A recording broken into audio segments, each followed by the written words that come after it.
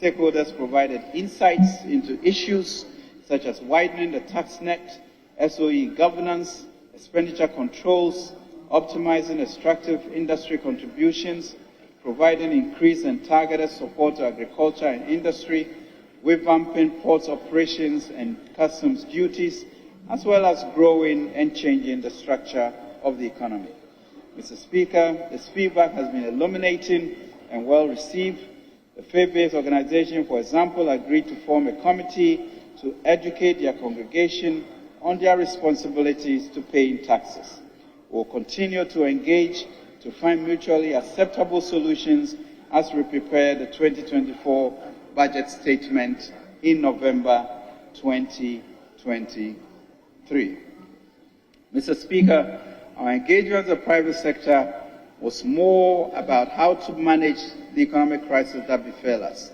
The result is that we are seeing today we have indeed turned the corner. The crisis is behind us. There is greater certainty and predictability in the economy now than was the case previously. Businesses can plan better. The task ahead of us now is how to get businesses to do better.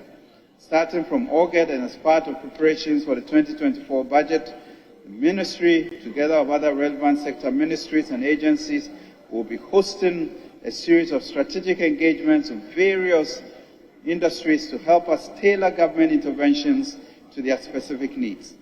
There is a big opportunity for us as a country to rebuild our economy to be more resilient and vibrant than before, and to have the capacity to deliver more for the masses.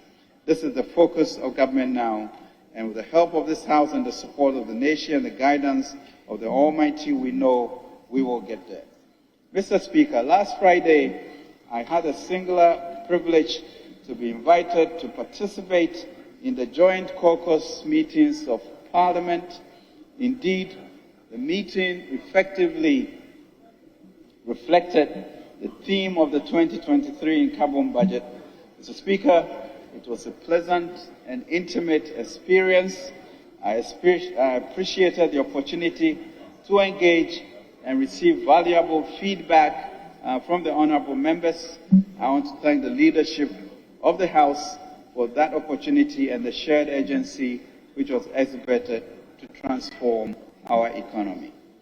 Mr. Speaker, I'll be the first to admit that it has been an extraordinarily difficult year for our country and our citizens.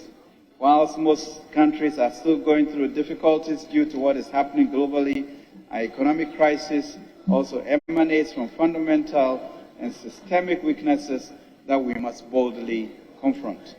These include our low revenue to GDP ratio, our high demand and dependence on imports, including food products that can easily be produced here, our inefficient power management, lack of robust expenditure and commitment control systems, the numerous statutory funds of expenditure and economic governance, and weak SOE governance. Mr. Speaker, what I have outlined today begins a strong effort on the part of government to address these issues. Most of the structural reforms we propose in the PCPEC, which we secured an IMF program, are geared towards addressing these fundamental issues. In the next 15 months, there will be renewed efforts to undertake the necessary reforms and implement very critical measures. Mr. Speaker, I want to once again acknowledge the sacrifice that our people have made, especially in the rollout of the DDP, and governments sincerely appreciate all these sacrifices. We are, Mr. Speaker, a resilient people, but we must be resolute if we are to get our community across the Jordan. On our part, we will ensure that we implement systems to enhance revenue collection through compliance measures to bring public finances back to a sustainable path while growing the real sector of the economy, especially agriculture. Implement the necessary structural reforms to strengthen expenditure commitment control, avoid arrears accumulation, and protect the public purse. Strengthen SOE governance, review statutory funds, and ensure improved alignment of key priorities, address the energy sector challenges, and implement the accelerated community roads improvement phase 2 to expand motorability and improve roads nationwide. Mr. Speaker, while concluding the 2023 budget statement in November 2022 in this House, I did emphasize that our unity in Kabom will be vital in confronting the daunting challenges facing our nation. Mr. Speaker, today I provided updates to demonstrate that we have delivered on these critical areas. We thank fellow Ghanaians and partners for their invaluable support and sacrifices.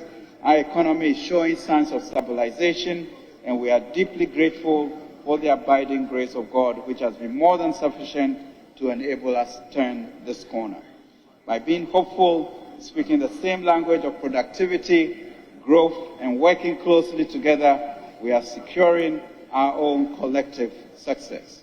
Mr. Speaker, the implementation of ongoing fiscal adjustment and sustained investment in our people have contributed immensely to the stabilization we are seeing in the economy.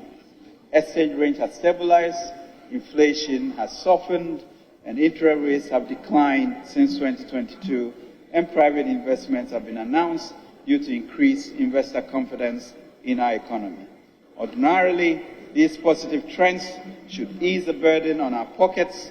As a finance minister and a family man myself, I'll continue to work hard to build and sustain a favorable macroeconomic environment and remain confident that the prices of goods and services will reflect the trend for all of us, for all our families and enterprises to enjoy. Mr. Speaker, we must all work together. Regulators, market federations, unions, individuals, and play our part to ensure consumers are treated fairly to complete the turnaround.